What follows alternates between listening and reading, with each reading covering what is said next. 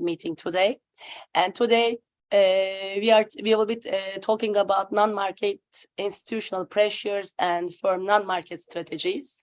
And we have a very distinguished guest, Professor Dr. Hans van Kranenburg, and he will be talking about this subject. And we would like to say welcome to Professor Kranenburg. Hi, welcome, Professor Kranenburg. Thank you very much. And our Vice Rector Elçin Hoca will be also making the opening speech. Elçin Hoca, welcome. Thank you very much, Professor Karabulut. And thank you for accepting our invitation, Professor Kranenburg. As Professor Karabulut told us, today our distinguished guest is Professor Hans van Kranenburg, and he's from University of Radboud. He's also head of the strategic management group at the Department of Business Administration. He was head of business administration and director of research program responsible organization at Nijmegen School of Management. We know him from his studies. Actually, he published on strategic behavior of organizations, industry dynamics, alliance and networks, foreign direct investments, and like those topics. He's also an expert in media management and economics. We know he's a member of a wide range of journals, academic journals, editorial boards in his field. And now today our topic is non-market institutional pressures and firm non-market strategies. As we know, firms has pressures about especially from non-market institutions. If we are talking about non-market institutions, it means we are talking about political institutions or especially the media, and nowadays social media especially. And now we will have the chance to listen those topics from an expert in this field. Thank you very much, Professor Hans Kranenburg. Thank you very much for accepting our invitation, and we will have the chance to listen all those topics from your mouth. Thank you, and the floor is yours. Thank you very much. Thank you, Elçin Hoca. Yeah. You can start, Professor Kranenburg. Yeah, thank you very much. It's really a pleasure to be with you, and thank you very much for the invitation. And it's really great to talk about the non-market institutional pressures and the firm strategies on that. Well, as you already mentioned, is that I did quite a lot of research on strategic behavior of organizations, but then most of the time we were looking at the market behavior of organizations. So also, if you look at most of the textbooks on strategic management, then they always talk about the market behavior of organizations. That means we are looking at customers, competitors, suppliers, etc. But nowadays it's also becoming more and more important also to take into account the non-market environment. I will explain it a little bit later, but actually what it means is, well, if you go to the next slide, then you see great examples of organizations that not only have to deal with competitors, suppliers, etc., but actually what you see is there's a lot of pressure on organizations, and that they also have to change their behavior. And that's actually emerging, because we see more and more often that the behavior of organizations is corrected by interest groups. Think about non-governmental organizations, but also about most of the time that gives a reaction to politicians, and politicians react on that, and they will come up with laws, regulations, etc. And then organizations are restricted again in their behavior. Well, great examples, just a couple of them, and that's also what is really nice is when you look at strategic management. If you take the news, for instance, a newspaper, every page on the newspaper is dealing with organizations, and there's always strategic management involved. And most of the time, it's also related to how they behave, not only in the market but also non-market. So, to give you a nice example, so what we have seen is Facebook, with the company Meta nowadays called, Well, if you then look at Facebook, then we are talking about the monopoly position of Facebook. The abuse of market power. How should we correct it? But also, what are they doing with the data? Because that's also very important. Because we are talking about they collect quite a lot of data. How are they using the data? What are they doing with algorithms? Because that's also a very important item, because they use algorithms, but also what we know is that algorithms can develop themselves. And what they will do is that they, based on these algorithms, they provide you with particular information, selected information. So more or less, your view will become biased. Is that what we would like to see in a society? Is that what we expect from organizations? What we see is that, we have particular norms or values, and then we say, well, we should correct for that.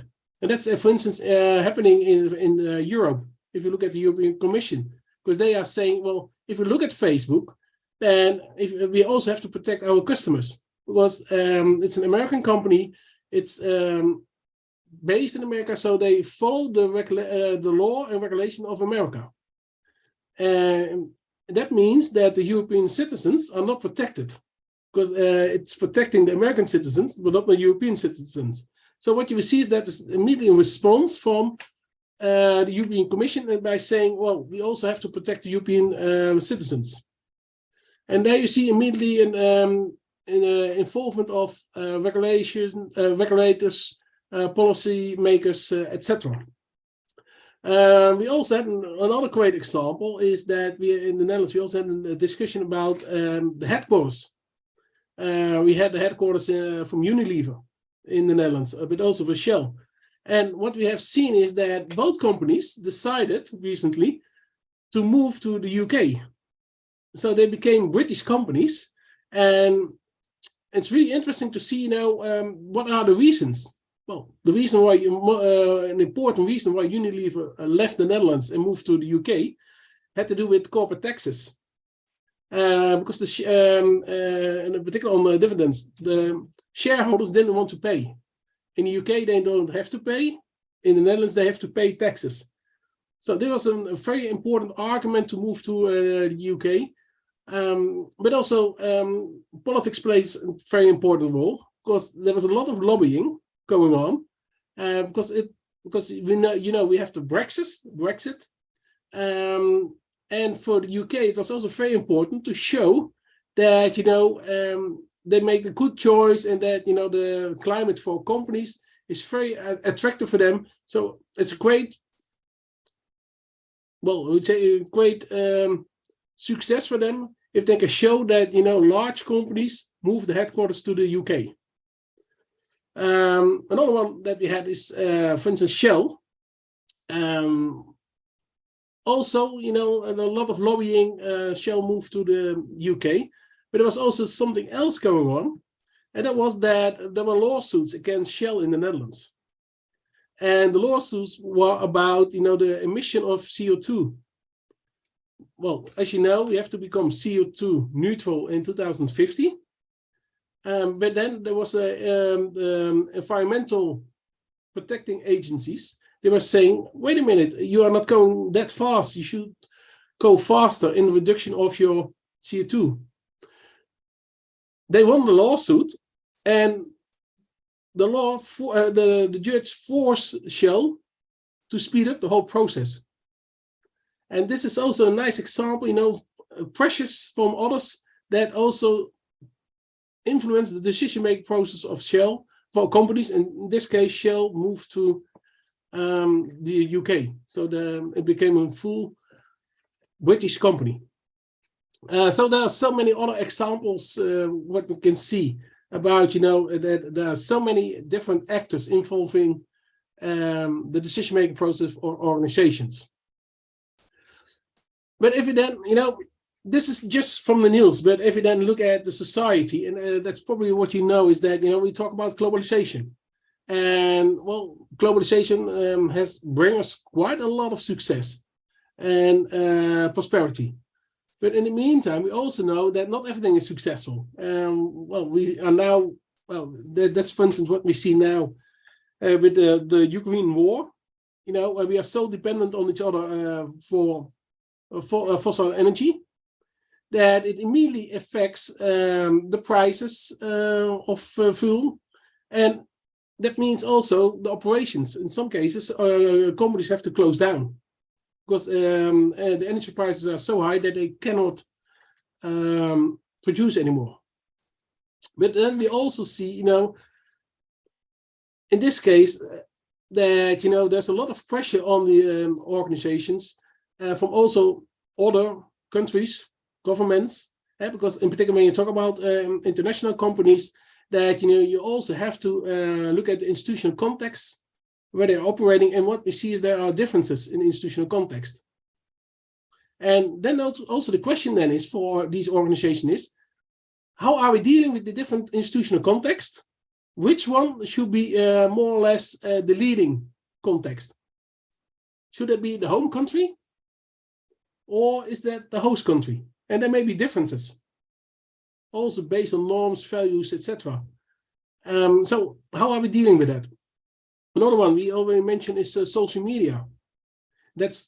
I would say that is nowadays one of the most important developments that influence the behavior of organizations.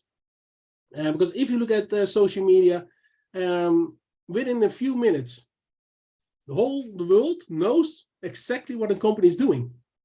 Before that, we had a complete different information distribution. Because if something happened in an organization, then first a journalist has to come, write a report about it, then they published in the newspaper, or it was broadcast. A couple of hours they were always in between. Now with social media, you make a picture if something happened, and within 5 minutes, the whole world knows it. But that means also that this has a huge impact on organizations. Another one, what's also important is sustainability, the Sustainable Development Goals. All the companies have to deal with these Sustainable Development Goals. Well, in Europe, we have the Green Deal, for instance. What I also mentioned is we have to become CO2 neutral in 2050. But also what we see is with I call this case sustainability, but actually it should be the more, it's a broader definition of sustainability. It's not an environmental sustainability, but also the social value creation that we should take into account. So poverty. Organizations are also more or less responsible to deal with poverty. So if you then look at organizations, more or less we also expect that they pay the fair price of their resources. It's not always happening. And that's also what we see, that is becoming more important. Organizations have to become more transparent, and everything should be traceable from the whole global value chain. So that's a trend that we see. Based on that, we see the increase of interest groups, non-governmental organizations, etc., and digitalization. I also mentioned with Facebook, you collect a lot of data. We have privacy issues. We need particular regulations. But also what's really important is that most organizations are not only producing products and provide service anymore, they also will become data/information companies, because they are able now to collect a lot of data, specific data about the customers, suppliers, etc. And then the question is, what are they doing with their data? And who is then regulating these companies? Are they still, is that, the industry where they're operating? Or are they operating also in other industries? And a nice example, for instance, if you think about Uber, the taxi company. They say that, they are a technology company, a platform company. But in the meantime, they also operate in the taxi driver market. And I don't know exactly how it is in Turkey, but in the Netherlands, for instance, the taxi market is regulated. So you need a particular license to drive. So, and you have to pay for it. And then suddenly, another company is entering the industry, the market, and they don't have to follow these regulations. And that's what we see happening more and more, but also with all the companies. You know, what I mentioned is that companies, most of the companies will become data companies. And what will they do with the data? And that means also that they also have power over suppliers. Because what you also see is that they, of course, they can say, give them specific information. I can give you a nice example.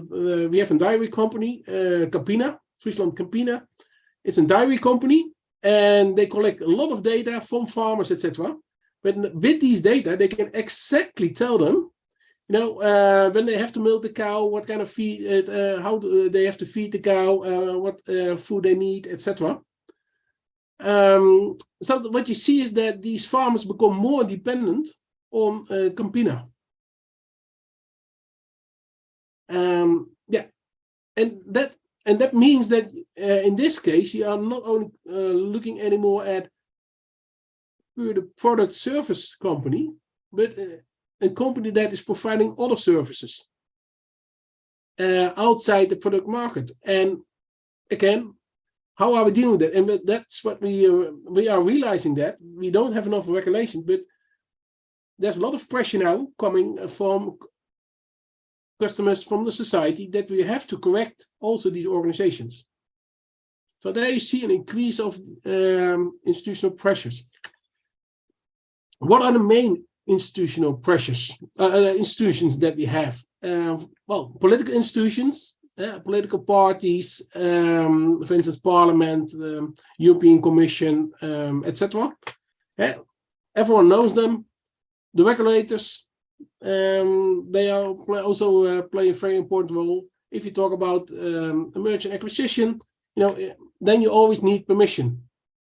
Or it's from the domestic antitrust authority, or if you operate internationally, then you need permission from the Federal Trade Commission in the US, the Trade Commission in China, or the European Commission in Europe. So there you see that, you know, they also determine, you know, if a company can acquire or merge another company, and most of the time it's based on the market position that these organizations will create after the acquisition or merger.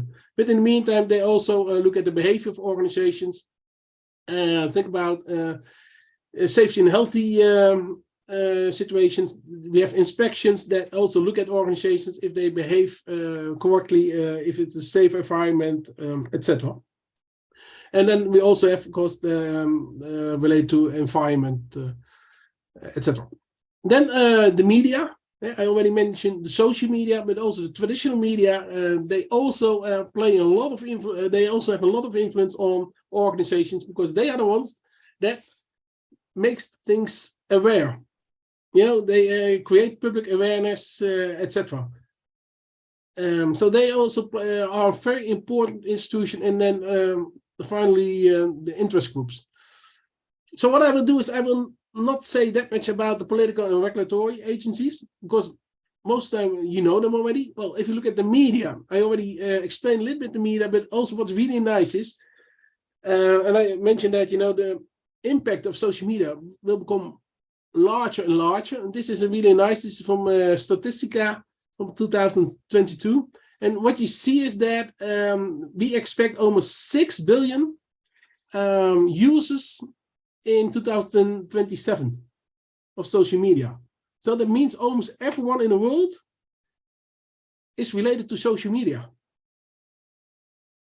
And what I will mention is that, you know, this creates fantastic opportunities, provides information to all of us, but we also know that they also have a lot of influence on the society. And there's a lot of discussion about, you know, the quality of information. The quality of is it fake news or not fake news, or you can create your own news, and how are you dealing with that as an organization?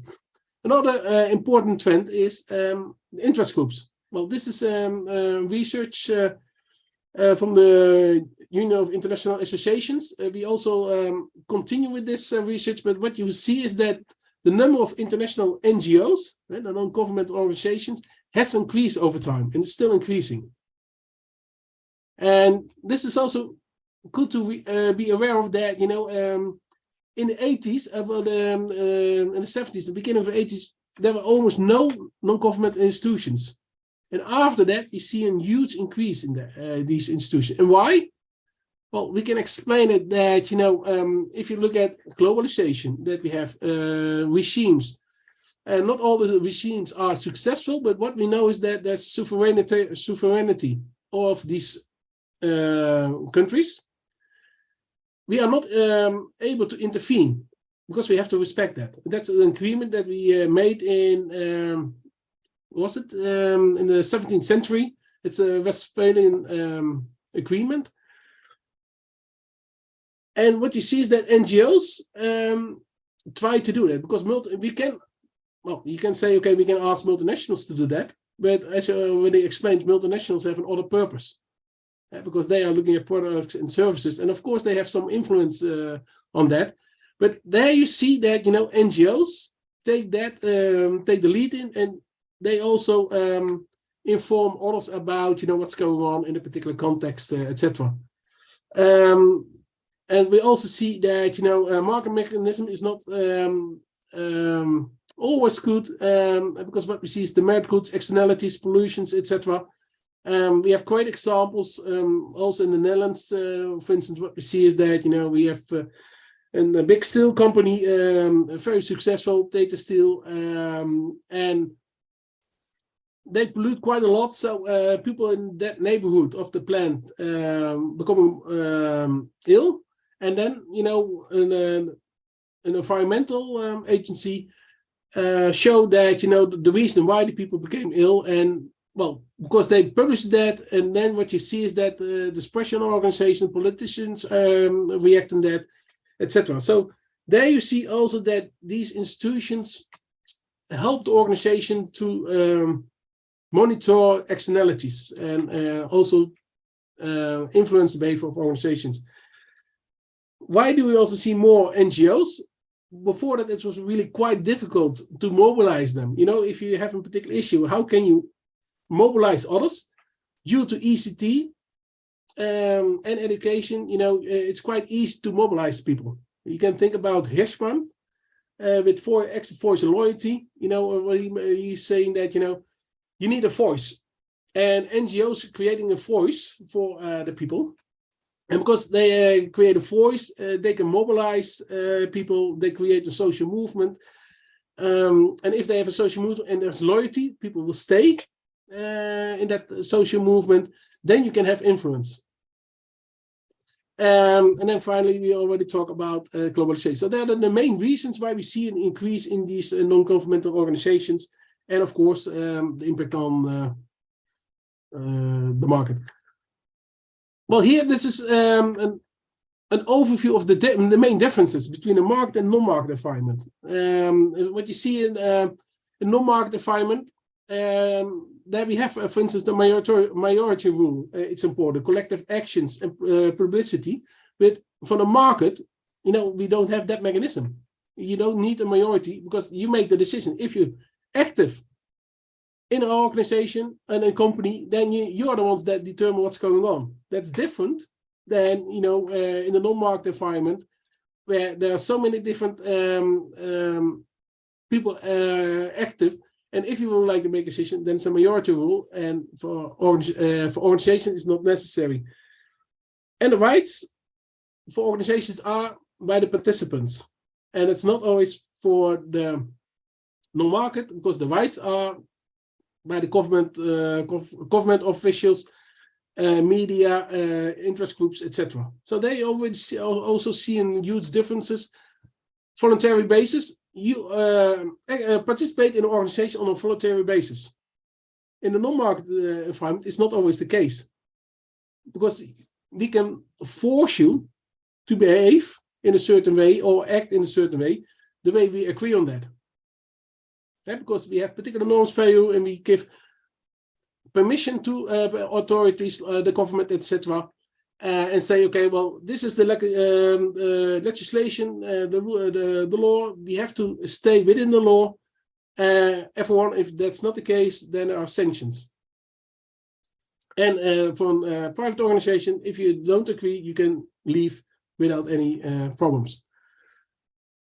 Particular actions are allowed in a non-market environment, which are not allowed in the market. Think about, stimulating collusion amongst firms.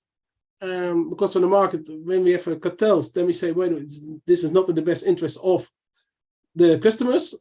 But in a non-market environment, the government, for instance, can determine companies have to work together because this is really important for the society as a whole. And then, of course, the value creation. There you see a huge difference in the value creation that, companies focus more on economic value creation and the non-market more on the societal value creation. Now, if we then look at specific the entities, a firm and or a company and an institution, for a firm, money is important, and the non-market environment is in particular information. Because if they don't have information, they cannot come to actions and make decisions. So there's already a huge difference in the market and non-market environment. Leadership is also an important difference. In a market, leadership, we expect that, they create a mission vision for an organization. And most time in non-market, you need coalitions because there are different parties. If you think about, for instance, Europe, we have different countries. They have to collude, otherwise they cannot come to a decision. But there's also a difference in market and non-market environment in that sense for the organization. We also ask them to be flexible, innovative, flexible, because if there are changes, they immediately have to react on that. In the non-market environment, we expect consistency. We don't want to see many changes in a fast way, because if that is happening, then companies will not invest in that particular region, country, etc. Because it's quite a lot of money is involved. So if they invest in a favorable climate, then they think, okay, well, we can continue with our business for the next couple of 5-10 years. But if there's a change within 4 years' time, then they can lose their investment. So they really need consistency. But there's also furthermore, there's also use different in the market. Non-market environment is the predictability. For market, it's quite easy to predict what's going on. That's for companies. They know the product, they know the sales of the products and services, so they can easily predict, what should be the production for this month. And the non-market environment is more difficult because there's different actors. What I will show, the interest groups, issues that are dealing with, how politicians respond to that. It's really difficult to determine, and that's the reason why the uncertainty is also a little bit higher. And that's a little bit a kind of paradox with the consistency, because consistency you expect, a consistent policy, long-term commitment, and in the meantime there's also uncertainty. And then finally, that's what we'll mention is the value creation. The primary value creation for companies is economic value creation, profitability. And the non-market is more the social, environmental value creation.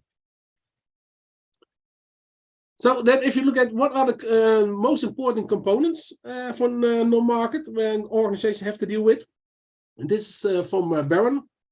And he was say, okay, well, you have to look at the issues.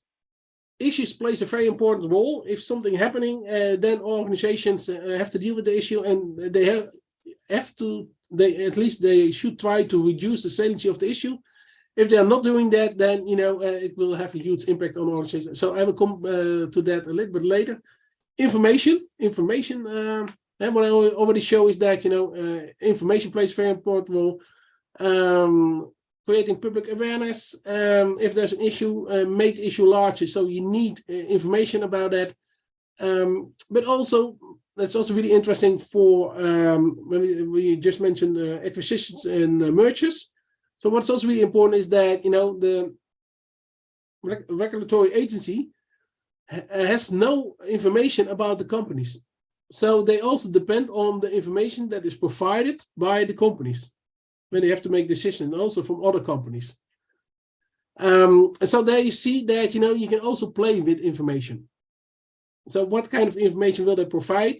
And most time they always provide information that enables the decision maker that it will make the decision in favor of the organizations. The interest is the stakeholders, all the stakeholders involved. What is their position? How much influence can they have on the issue information providing system? And well, I mentioned stakeholders, the interest of these stakeholders, and there you also see a nice relationship with the literature from the non-market environment, because they talk about institutions, and in the strategic management, most of the time we talk about stakeholders. And what you see is there's a huge overlap between institutions and stakeholders, but I already show what are the main institutions, but you can also see them as the main stakeholders in the non-market environment. So if you now, so this is about the non-market environment, and then it's also really interesting to see, how organizations are dealing with the non-market environment. And this is a really nice one, is that, organizations lobby quite a lot. And this is, for instance, what you see with Uber. What they do is they try also to change the rules of the game, if possible. And others also try to maintain the rules of the game.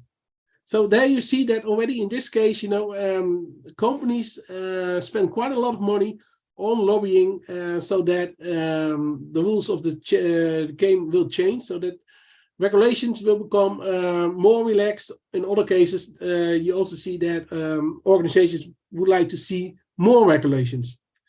We had a couple of many years ago, it was in the end of the 80s, with a very nice example. Genetic modified products. Monsanto, the chemical company that's now part of BASF in Germany, that company introduced GMO, and they were quite successful in the United States. It was also allowed in the United States. Then the company also thought, okay, let's do that also in Europe. But then there was a reaction, and it was from the UK. Politicians decided, oh, wait a minute, we don't want to have GMO products in Europe. We don't know what the effect will be on us, etc. So this is definitely not a good development. So they start also influencing other politicians from other countries, etc. And what happened was that we created a law. And in the law was mentioned that GMO products are not allowed in Europe. And there you see that immediately the organization was restricted in the behavior. And also what in this case was really interesting to see is that when the organization was successful in the US, and they also had the products in Europe, but when they changed the strategic behavior organization, they because it was a petrochemical company, they moved in life science and GMO field, because they changed the strategic behavior, operate in different businesses, and what you saw was that the interests of the stakeholders changed in Europe. They never thought about it, and it had also a huge impact on the organization and the behavior of organization. But also what we see, and that's very nice, because is that if you look at organizations and the way organizations also try to influence policy, then it's really nice if you go to the registration of the EU, because nowadays all the organizations have to register themselves if they are lobbying in Brussels. And actually what you see now is that, there's a huge increase also of organizations that use lobbying to change also a little bit the policy, or to favor their own organization or industry. So what you see is that in Europe, we have more than 80,000 lobbyists walking around. And also what is also really important to realize is that 7,000 of these lobbyists, they immediately have access to the European Parliament. So they have a pass, a license to enter the European Parliament and they can immediately influence the politicians and the government officials. But also what is really interesting, and if you go to the site of this organization, then you can also see how much money organizations are spending on lobbying, because that's also what I have to mention. Here you see also a little bit the topics, but also what's really interesting in this case is that if you have 50 lobbyists in Europe, then you ask yourself how many of these lobbyists are lobbying for small and medium-sized enterprises. Because as we know, if you look at the number of organizations, then what we know is that around 95% of organizations in Europe are small and medium-sized enterprises. 5% are large organizations, the multinationals, etc. And if you look at the job opportunities, then it's around 50-50. So that's the reason why these large organizations also have a lot of influence, because 50% of the workforce is working at these large multinational organizations. But if you then look at the lobbyists, then actually from 1 out of 50 lobbyists is working for the SMEs, the small and medium-sized enterprises, and 49 are working for the large organizations. And there you see immediately, the impact that these large organizations have on the policies. So this is in Europe, but also what we see is that it's also very nice.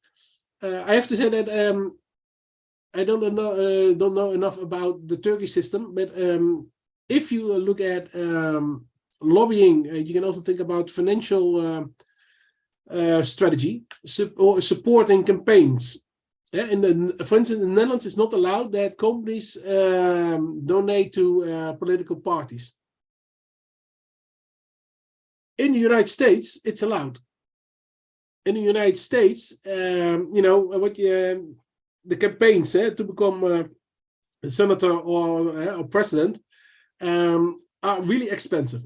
You need a huge amount of money for the campaign. So actually what you will see is that organizations donate to both candidates. And if they are elected, then they say, well, we support you, so now you have to help us. And by the way, that was really interesting with Donald Trump, by the way. Donald Trump was actually the first president that didn't start with a huge campaign budget. When he was in competition with the Republicans, then actually Jeff Bush, he was at that time governor of Florida. His campaign budget was over $500 million. Donald Trump had 7 million. But because he used social media, he was very successful in social media. The other media wrote every day about Donald Trump. So even if he didn't have the budget, they created the budget for him and also the publicity. It was really nice, and that was for the first time since many decades that a candidate became president with not the largest budget. But what's really important is this, in this case, is that, in general, what you see is that, companies also use financial strategies to influence the policy makers, etc., so that they create a favor and a playing field that is in favor of them. And they also try to protect their own interest. So this is one of the reasons why non-market strategies are so important for organizations and what they can do with that. Another one is, I already mentioned issue. One of the 4 I's was issue. And when do we talk about a corporate issue? Is that, when there is a difference in expectation caps. So a company, making decisions, behave in a certain way, and believes that this is the right way. But then you have stakeholders that are saying, well, this is not the right way. And if that is happening, then you already have a cap, an expectational cap. What the organization thinks that the best thing to do is one or more stakeholders are thinking differently. And if that is the case, then you have the cap. And of course, there are so many caps, they will definitely not have influence on the organization because, stakeholders don't have enough impact or power. But if they have that, then of course, they will immediately influence an organization. Because then they can influence the performance of an organization. And that's, for instance, what I mentioned at the beginning when I explained the case of Shell, that, when they lost the lawsuit against the environmental agency, that immediately that also has a huge impact on the performance of Shell. Because there was a difference in, the behavior of Shell in reducing the reduction, right? the emissions. And in this case, we saw immediately that, that the decision of the judge influenced immediately the impact of the organization. But we also see other behavior of non-organizational, non-governmental organizations, boycotting the products, etc. Immediately, there's a difference in expectations, and that has an influence on the performance of the organization. Then we are talking about an issue. And if you then look at the issue, that's also really nice to know, is that there are three types of issues, more or less actually the expectation cap. So, if you have type 1, then, that's an issue that, you can easily solve. Because there's a difference, but both are willing to move, coming closer together and to try to find a solution. If that is the case, there's an issue can have an impact in a short time, and then, both will move and you can compromise. When you are talking about type 2, that's a little bit different, because that means that one is saying we will not move. So we think this should be the behavior, and will not move anymore. And the other one is still willing to move. If that is the case, then of course it's more difficult, but you can overcome that as long as the other one is willing to move. And this is more or less what you now also see with, in particular, the many pressures from non-governmental organizations, in particular environmental organizations. They say, this should be the behavior organization. They will not move anymore. So now the organizations have to move. And if organizations are willing to move, or the companies are willing to move, then, the situation type 2 can be solved. And it costs some pain, but it will definitely not be really hurting the organization for a long time. But if you're in type 3, then you have a complete other situation, because that means both will not move. And if both will not move, then, you can negotiate, have a lot of bargaining meetings, etc. They will not move. They will not come closer to each other. And if you are in that case, then you will be really having a big issue as an organization. So that's really important. So if you talk about, issues, define what kind of issue are we talking about? And what is your position of, what are the positions of the stakeholders, and what is the position of your own organization?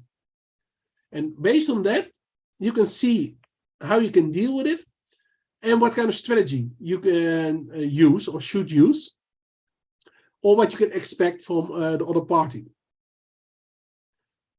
So if you then look at the issue life cycle, and we know that the way we can define an issue, then at the beginning, the first stage is the identification of an issue.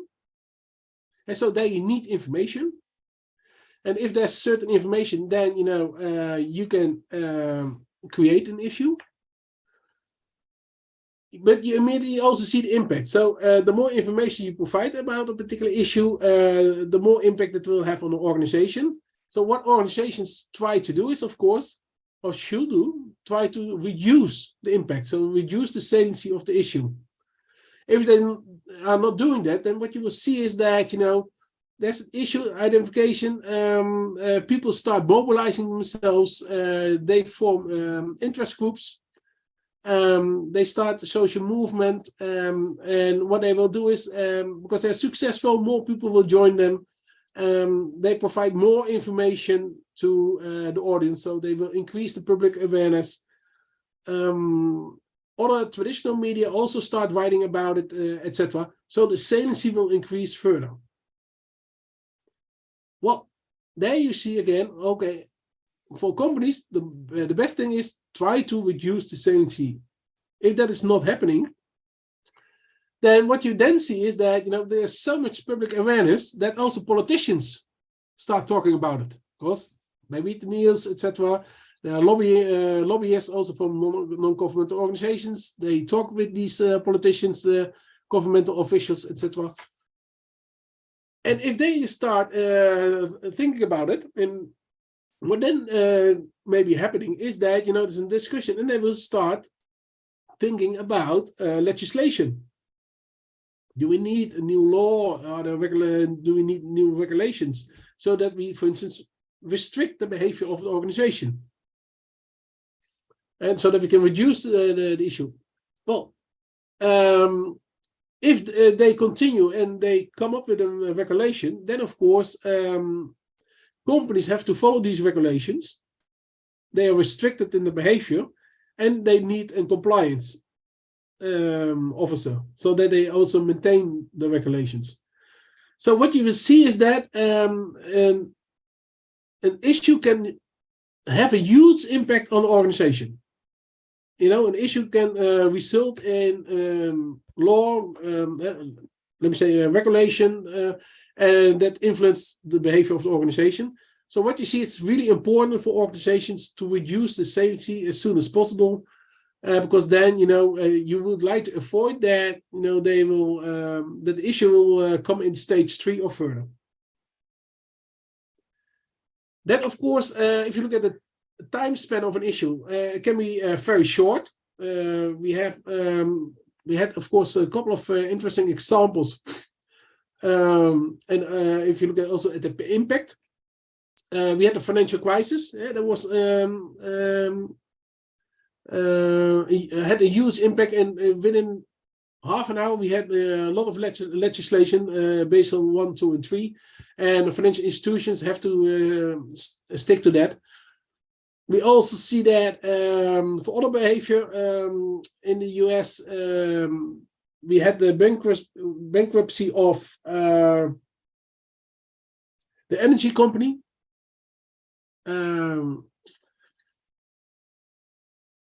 I don't remember the name at this moment, but the energy company went bankrupt. Pension, most of the employees in America had their pension invested in the organization. When the organization went bankrupt, they also lost their pension. And immediately after that, you had the Sarbanes-Oxley legislation. And that legislation also has a huge impact, not only on American companies, but also on the companies outside America, because as long as they sell products or are working, collaborate with American companies, they also have to follow the Sarbanes-Oxley legislation. So there you see that there was a very short time, the issue, and then immediately the regulation.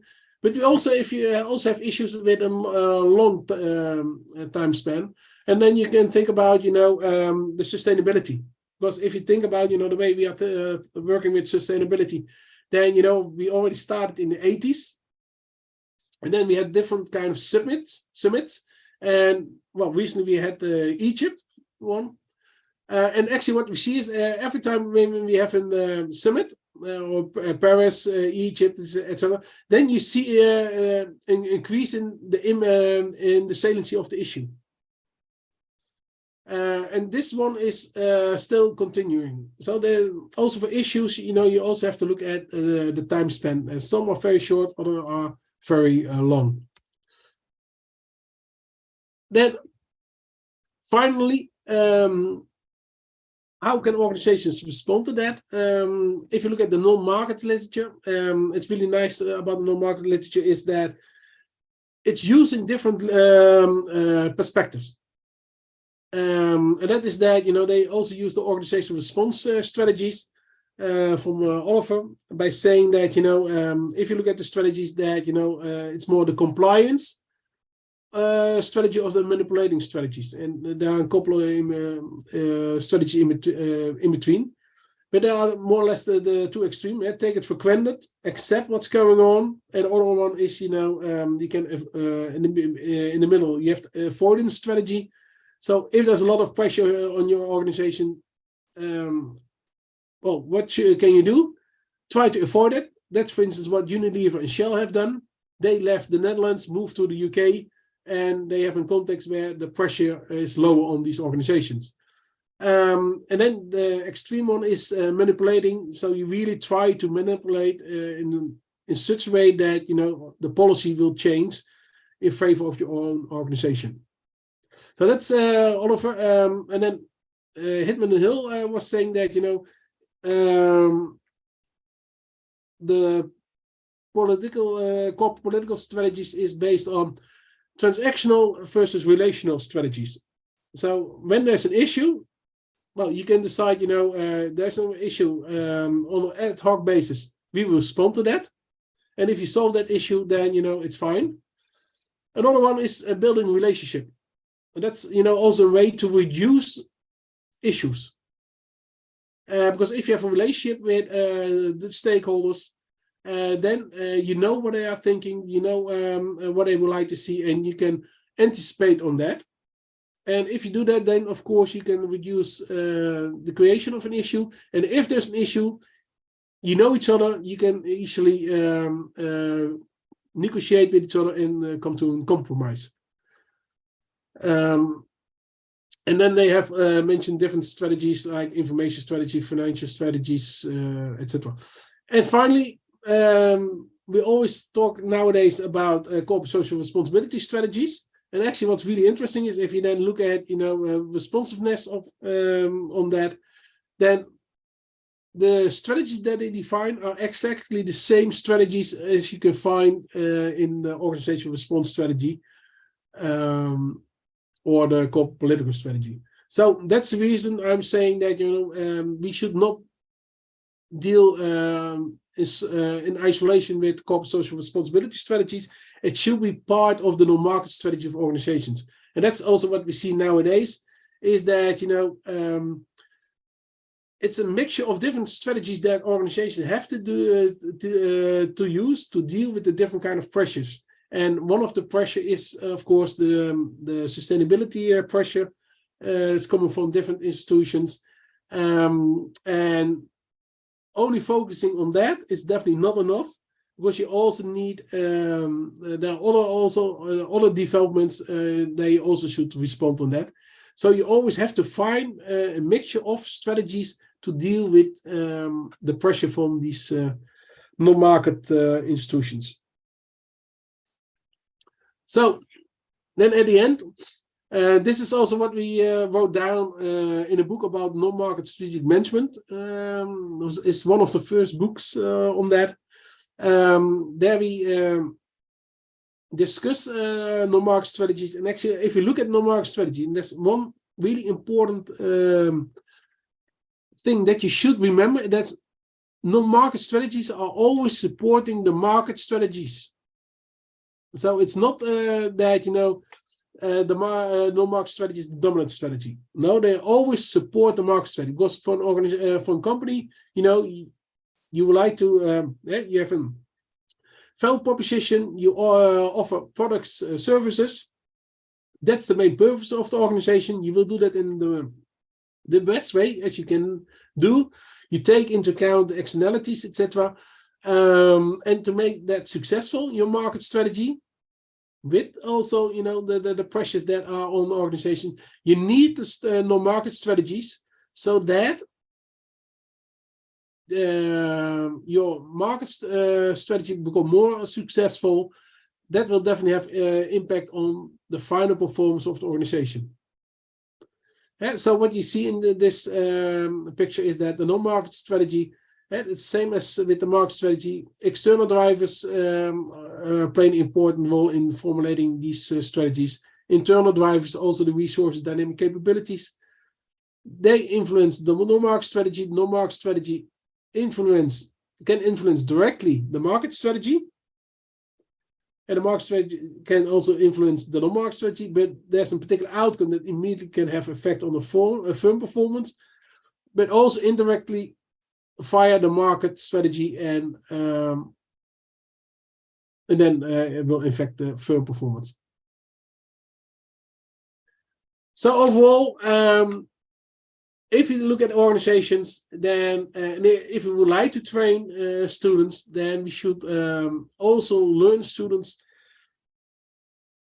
that the market strategies are very important, the market environment that you should take into account, but also the non-market environment and how to deal with the non-market environment, because that is influencing also the overall performance of the organization. And that's becoming more and more important due to the trends that I explained at the beginning.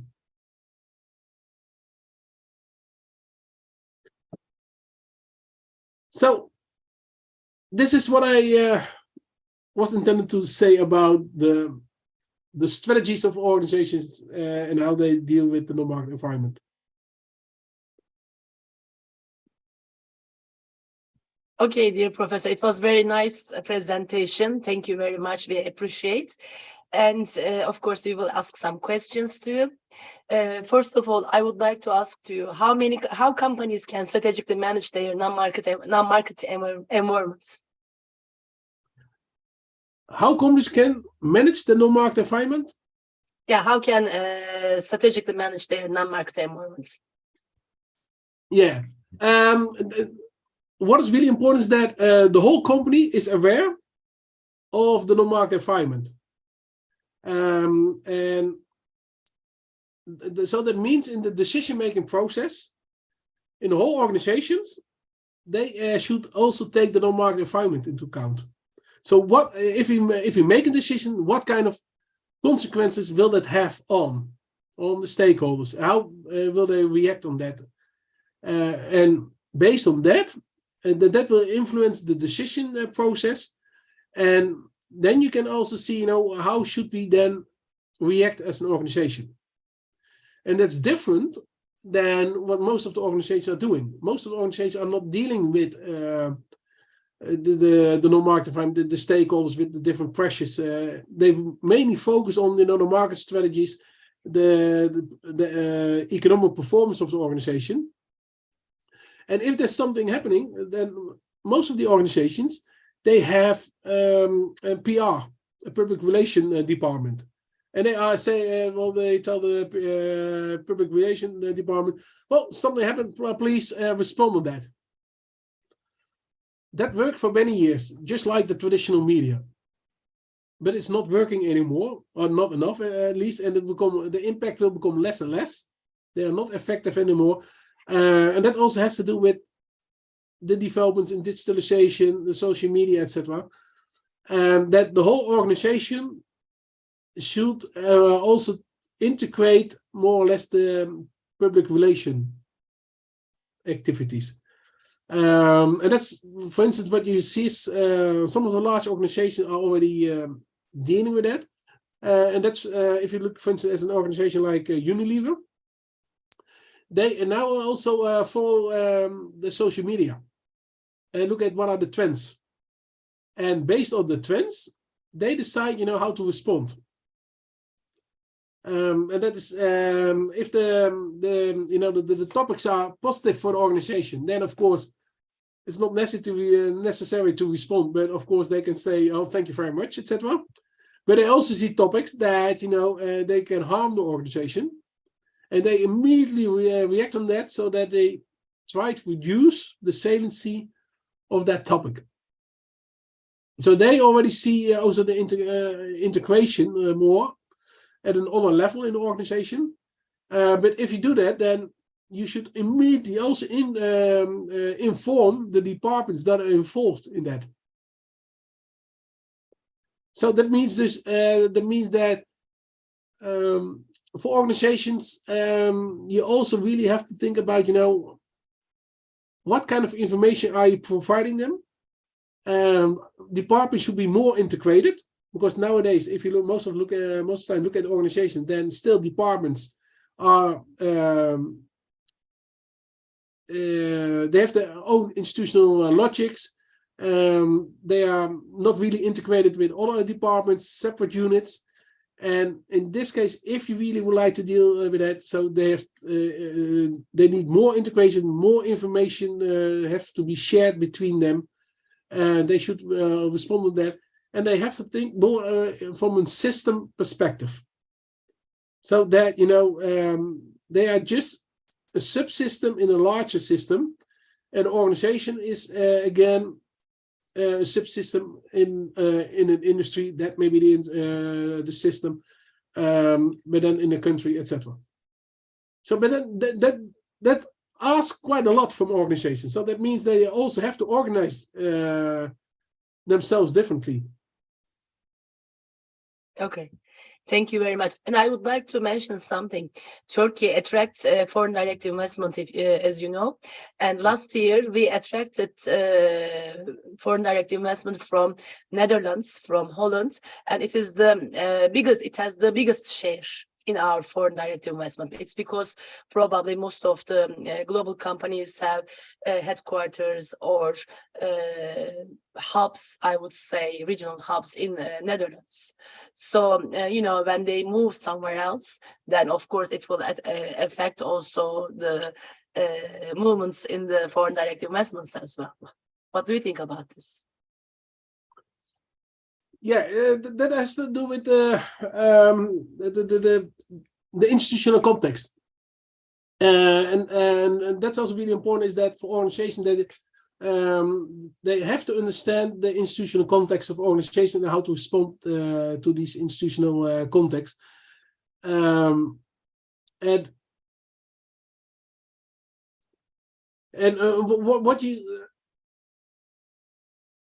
what you see is that if you look at organizations, that they're not always aware of that, and but there's also sometimes that also creates a certain tension within an organization, because if you have different contexts, then you also need sometimes different strategies on that. But these strategies can also be conflicting with the strategies from the headquarters. Mm-hmm. And always, and what you always see is that organizations always try to find the right context to operate in, and that's also sometimes what you see is that they also move the headquarters to another institutional context country, because that is more in favor of the organization, and that also has to do. It's not only the market, but it's the whole environment, including in particular the non-market environment, that help them to continue with their operations. And I know that Turkey is, by the way, when you talk about FDI, a very interesting country, because you are in between Asia and Europe. And yeah, that creates a unique position. Yeah, I hope, again, you will attract more FDI from Dutch companies, I would say. Yeah.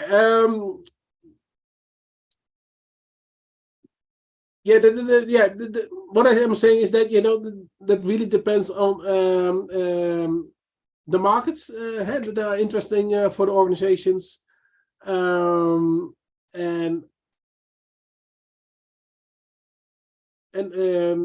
the institutional context, is the institutional context favorable for the organizations? Okay, thank you. So Murat Hoca, would you like to ask a question? He's our also management professor, and he also focuses on social media as well, right? Thank you very much, Professor Karabulut. Professor Kranenburg, thank you very much. Really impressive presentation, and it's a great privilege to be with you here. Thank you. And so I would like to learn, Professor, as you also mentioned, there are really different developments related with the new business environment. Is one of a very interesting case is the California-based PGE. This is Pacific Electric and Gas Company. You know, is bankrupted because of the climate and environment factors. And so around 30 billions. This is the huge, climb from the legal issue for forest fires. The reason of this factor is the forest fires of the company.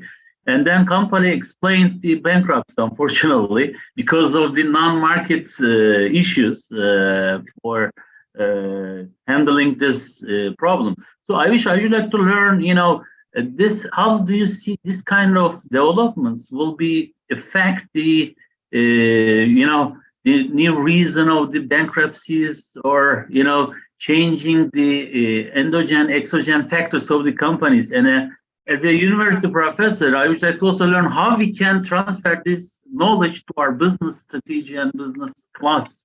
So I will be very appreciate to get your opinions about it. Thank you. Yeah, this will happen in the nearby future more. It really has to do with that, you can also say the norms and values are changing. We have more new insights on organizations, and that means that we don't expect. We don't want to see that organizations behave in the way they have done in the past. Shell is, I want to mention Shell is, for instance, an example for that. So what and that will happen more often, because we cannot stop at this moment the pressures from the environmental agencies, etc. Because we are in the direction, we have to become emission neutral, CO2 emission neutral, etc. And we make a plan of that. So what we now will do is that we also accept that organizations will go bankrupt. That doesn't mean that we always understand that, what are the consequences of that. But that's, that's something that, most of these interest groups and also politicians are not realizing. They because they also have another agenda, and that's also when you talk about an issue that they don't want to move, because this is what they really would like to achieve, and they are going for that. Organizations, they can also say, yeah, we will not move, but then there are consequences, or they react too late. There are consequences, because if they are not reacting or anticipating on that, then they will lose the legitimacy, and they will also then they will go bankrupt. In some cases, companies will go bankrupt. We cannot stop that due to all the pressures that we have nowadays. So what is really important is that the companies should become more and more aware of the change in the environment, the pressures, and that they should anticipate on that. So we will, and that's what you see is that organizations should create another legitimacy, or they have to build on the societal legitimacy more and more. And that's the reason why it's so important also for students, that students, and we also have it at my school, that if you look at, the textbooks, we are still using traditional textbooks. Yeah, that's and the textbooks are not saying anything about, about these pressures and how you have to deal with these pressures and how you should anticipate on that as an organization. There are some articles written about it, etc. But the traditional textbooks for students, not. So that's the first thing that we should do. Is we should train our students that, we need other managers, that they should be aware of these developments and how they should respond to that. So that's the first thing. The second is also to make companies more aware of that. because nowadays, that's also what we see is that in particular large organizations are really focusing on economic value creation, the profitability, etc. Stakeholders are doing that because they have a short-term orientation. There are not so many stakeholders that, we have to be honest in that are saying we go for the long term. So we expect at this moment that the return will be lower, and we will accept that. Most of the stakeholders, the shareholders, will say, wait a minute, we invest in the organization, so we also expect a higher return on investment. So we will not accept a lower one. So there's also an issue that we have to deal with, because if we don't change that, then organizations will go bankrupt. We saw that, for instance, with Unilever. The previous CEO, Paul Polman, he was really working on a sustainable organization. But in certain states, the shareholders were saying, well, there was the profitability, return on investment is too low. So we have to change the strategy again. Yeah, it's a very dynamic procedures, and so thank you. Yeah, so that means that there we should also see a change, and then in the meantime, that's also normal in the dynamic of industries. Organizations will go bankrupt because they are not able to follow the changes, etc. They don't have the right technologies, etc. But new organizations will come. So we should also be willing, but that's different, of course. It's more also from the policymakers that we should accept that organizations go bankrupt, but we also have to provide a climate that new entrepreneurs can come up with new ideas, etc. And they will come up with products, services, organizations that are better able to deal with the new situations and the changes that we have to deal with. Thank you. Thank you. Pınar Hoca, would you like to ask a question? Pınar Hoja, would you like to ask a question? Maybe later. Selma, would you like to ask a question? Yes, please. First, I would like to express my thanks and appreciation to your presence and Istanbul Ticaret University for this wonderful meeting. And my question is how companies can improve their non-market environment to their benefit.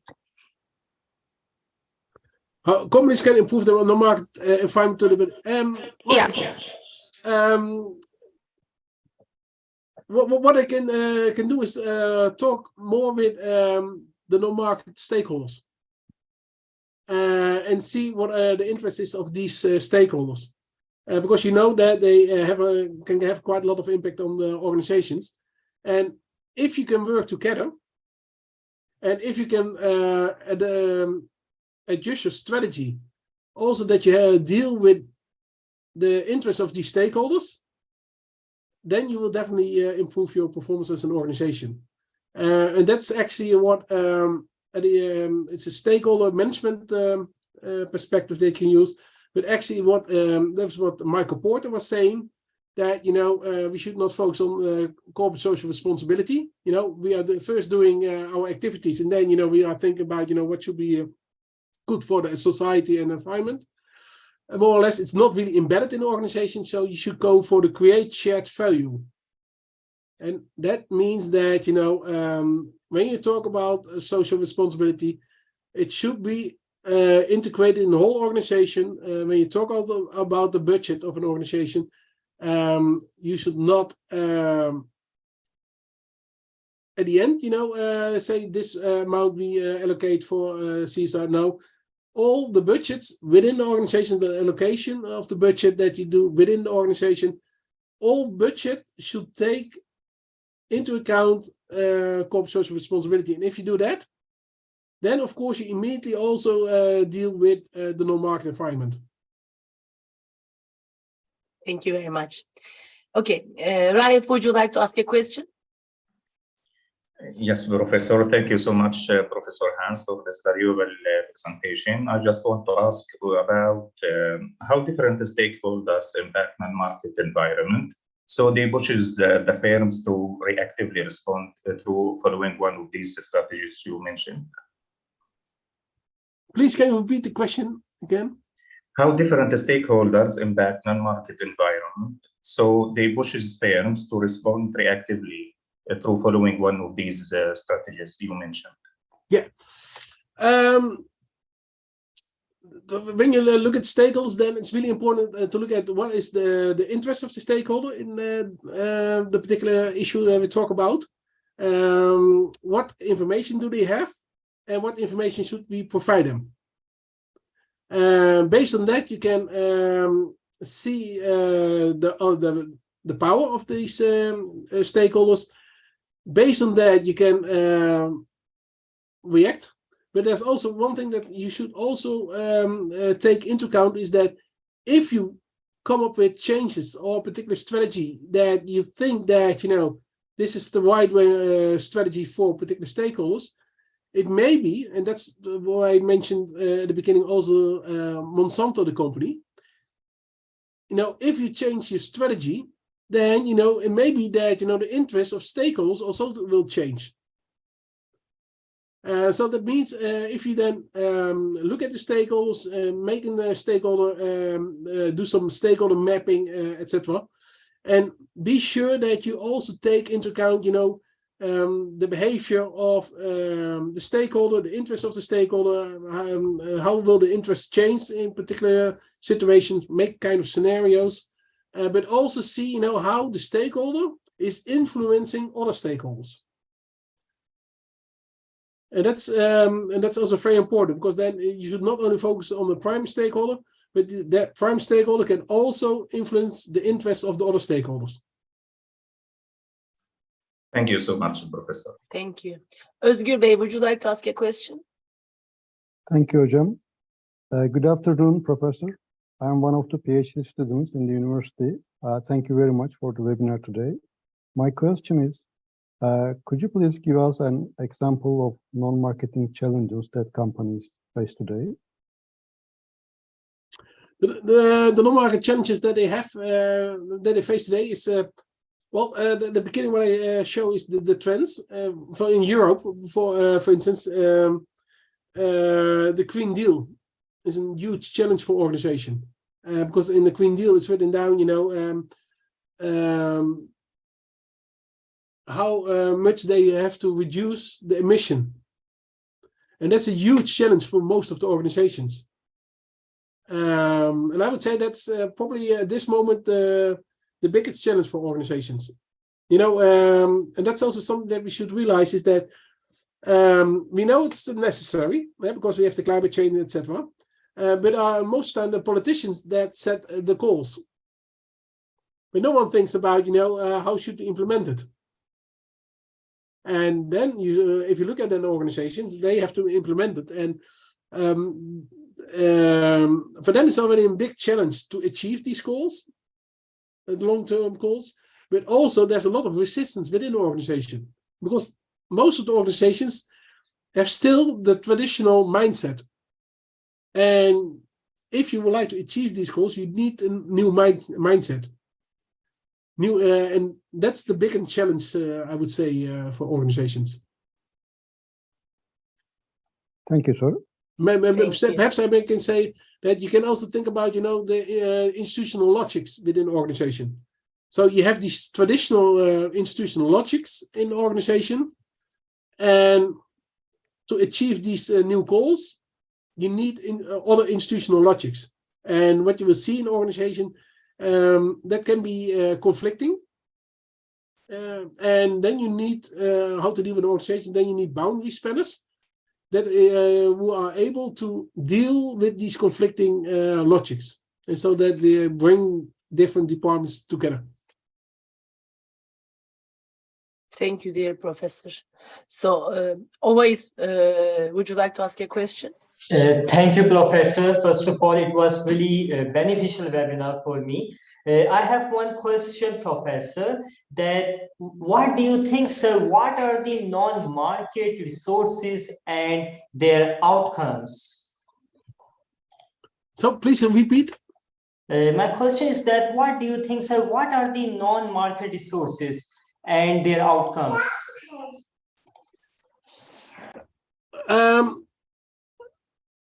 What you try to do with the non-market, you try to create an environment that is in favor of the organization, and you can have different outcomes. An outcome can be, for instance, that you are able to change the regulation in favor of your organization. And if that is happening, then indirectly, you have an outcome indirectly. It favors your organization because you can benefit from that. You can think about, in some cases, wages that have to be paid, or that tax reductions. Because that's also something that is really important. If you have a better environmental performance, then, for instance, you get a reduction in taxes. And that's the reason why you can play with the non-market environment. And then you look at the outcome, that outcome favors the organization overall. Thanks a lot, Professor. Thank you. Mohannan, would you like to ask a question? He's our MBA student also. Hi, how are you? I have just one more question. Could non-market can be used as a competitive advantage due to the pandemic, and how? It can create on a short term a competitive advantage for organization, but not on the long term. But on long term, it always has to do with the performance of the organization. So the value proposition that you would like to fulfill, the product service that you are providing, the non-market strategy is really supporting that. So it's just like the dynamic capabilities of an organization. You have these dynamic capabilities, but dynamic capabilities are not contribute to the contribute to the sustainable competitive advantage, but they are not the resource for competitive advantage for an organization. They help you to create that, and that's the same for the non-market strategies. They help you to achieve that, but other organizations can easily copy your non-market strategy behavior. And if they can easily copy it, that means that you cannot create a sustainable competitive advantage out of that. Okay, thank you. And we received a question from YouTube, and they say, do you think the non-market institutional pressure initiations are more successful in corrupted political systems? I would say you have it. You will have it everywhere.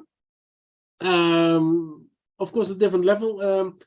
It was really nice. For instance, we did also research in the Netherlands, for instance, about chemical companies and about the non-market strategy. And actually, they used non-market strategy, but actually we thought that they also start building relationships with the non-market environment, in particular inspectors, etc.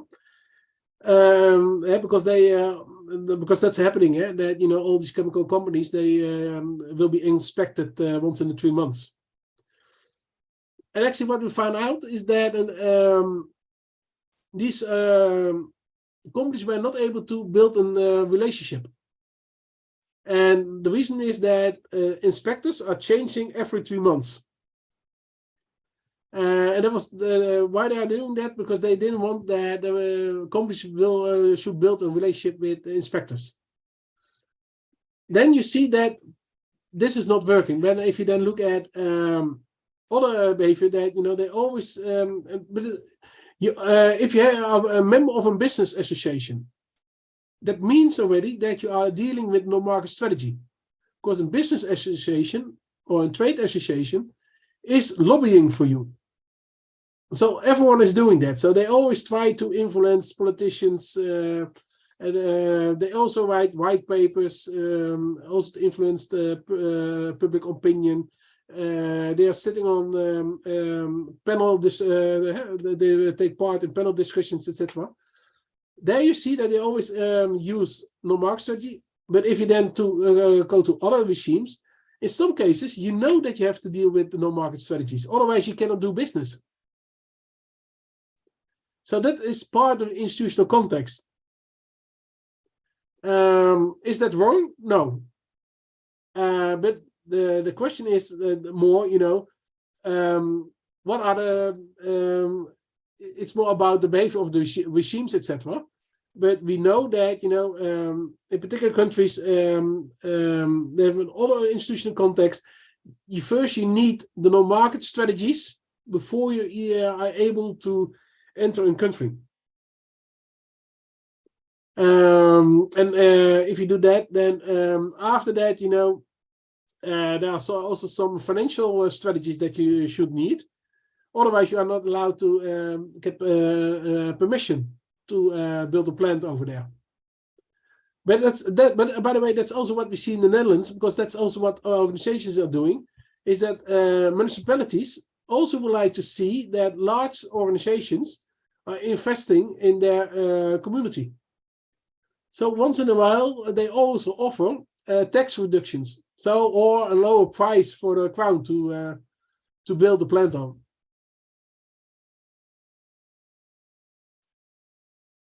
Okay, thank you very much. So Merve, would you like to ask a question? She helped us to organize the meeting, as you know, and we appreciate her efforts. Thank Hi, you very much. Professor. Nice to meet you. My question is that do you think undergraduate and graduate education in the field of management will change in near future?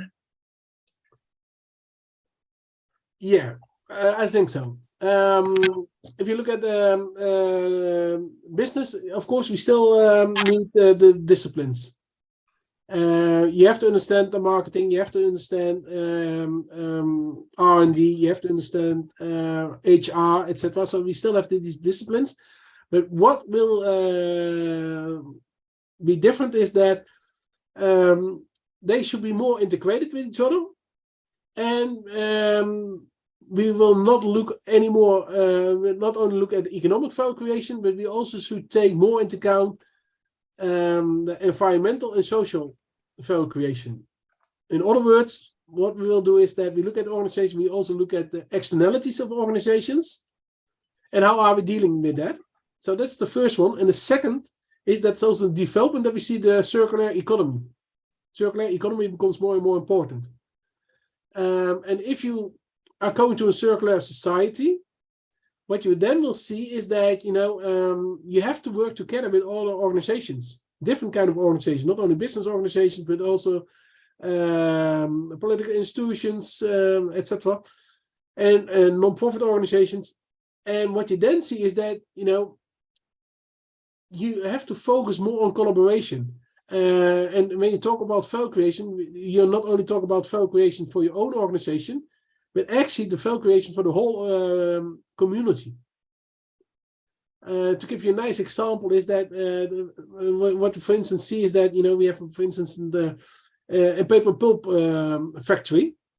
It's producing quite high quality paper, but if you produce paper, then you need water to cool the machines, etc. But if you do that, that means and it's really a hot process, so the water temperature will increase. For many years, what we have done is that the water was going back to the river, so the temperature of the river increased. Nowadays, what we are doing is that with the water of the company, we are heating a swimming pool. And there you see that this is another way of thinking. And this is what we will do with the circular economy. So we will go to a value web. So all the different actors are contributing to the value, the overall value of the society. And it means that none of the actors should be find a negative impact.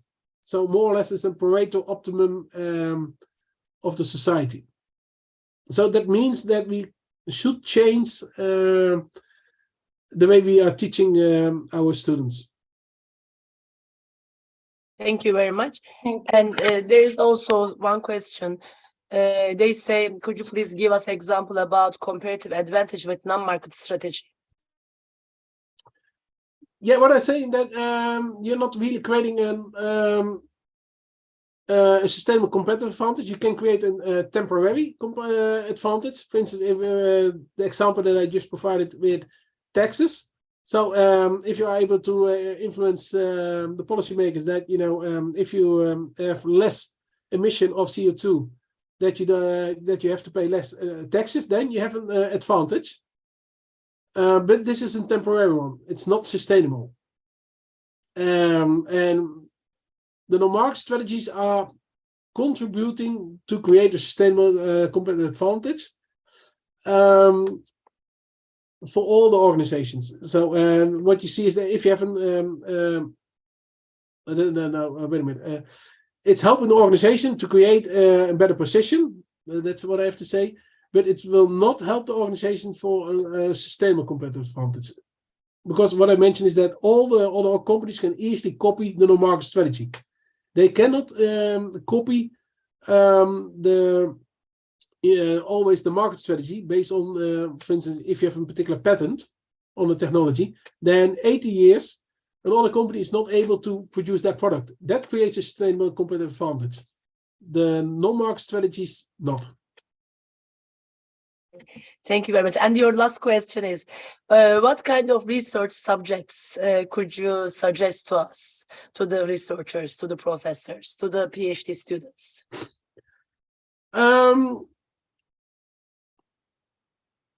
What is now becoming really important is how organizations are dealing with sustainable development goals, and how can they achieve that, given the lot of pressure on organizations, and how should they transform themselves? Because we always talk about, this is what we have to achieve, but there's less research done about, how organizations can or should do it. So that's a very interesting topic to investigate. Circularity. Circularity becomes more and more important. What does that mean, circularity, for all organizations? How should they organize themselves? What I already mentioned is that they cannot do it alone, so they have to collaborate with other companies in a web. How should the web look like? How should be the governance structure of a web, but also the governance structure of an organization, if you have to deal with other organizations? So that's an interesting topic. Another topic, it's already emerging, is the global value chain. It's also related to the sustainable development goals, etc. In particular, when you talk about international business, very important item. How should we create or increase the transparency and traceability in the global value chain?